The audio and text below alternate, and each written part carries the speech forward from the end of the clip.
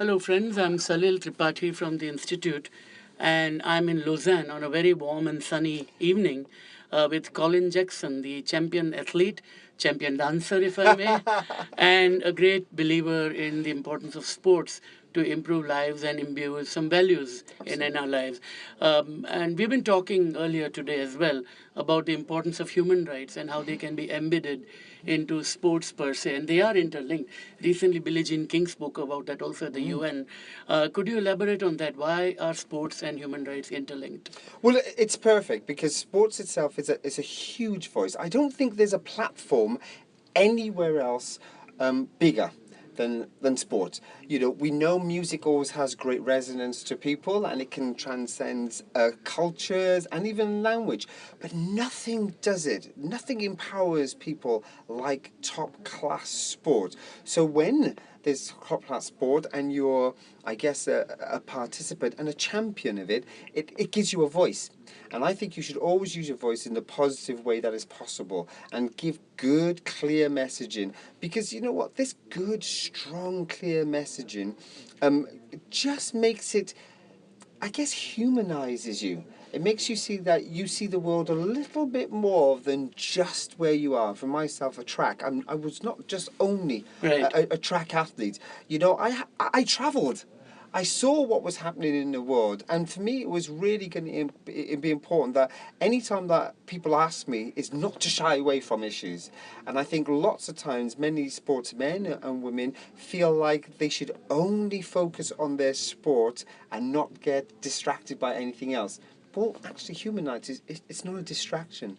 It's fact. And the only reason why you're making an issue of it is because it's not a positive thing. And you have the opportunity of saying, I don't agree with that. What can I do to make a difference? So for me, that's why sport so well interlinks by giving young people who live in this world and have a future in this world a voice. So when you're talking about speaking out for human rights, in a way the challenges you face are similar to what companies face when they are also called upon to act.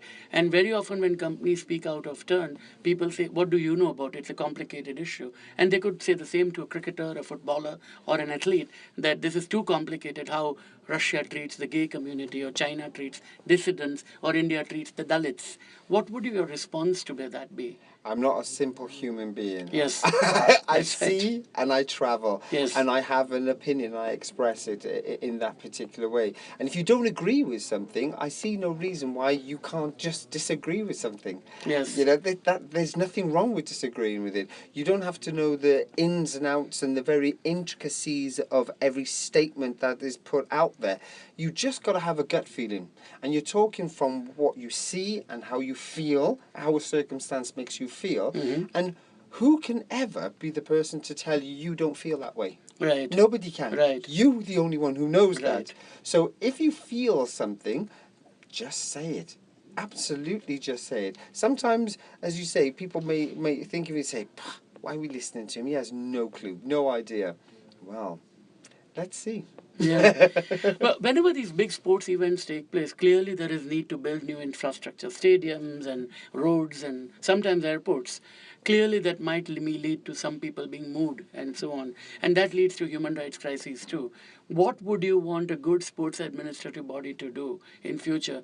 We at the Institute have been talking about the need for embedding human rights principles in their approaches. And one of that, of course, means listening and communicating more effectively. Yeah, Do you listening. think the sports bodies are doing enough of that? Listening is always a problem. As we Yes. know, we're human beings. Yes. We all know. We can just be honest and, Yes. and say how we saw it. Sometimes we pretend to listen, but we don't actually hear. So perhaps, for example, when you're pitching for a big major event, perhaps we should do it the other way round. So before you pitch the stadium, you should Yes. really pitch about what the human rights situation Yes. will be. So you go and you say, look what we have. We have this piece of paper because we've already done the work to go around and say to people, if we bring this to you, this major event, are you happy enough that we have to build X, Y, and Z? And unfortunately, some people may have to move, but we will be replacing it, we will be improving it, etc., etc. So if we kind of try and be clever about it by reversing it and feeling like you've already got permission to sell this idea, this Yes. concept of a mega event beforehand, then we'd have very little problems like Right, this. So right. it's just a way of thinking and putting things the other way around. And I guess sometimes by listening to people, you get that first of all. Are you optimistic? I feel like I'm optimistic. When I look at a glass of water, I always say it's half full. Right, right, right. So yeah, I really do believe that, yeah. Right. Now, part of the reason I asked that was on the very realistic proposition that increasingly now the games are going to the developing world, Yeah, and yeah. going to places which do have at least a questionable record of human rights. And increasingly, if you want to do something in Norway or Western Europe or the US, there is going to be pressure not to do for a whole host of reasons, including the high cost involved. So I'm just wondering how best can it work?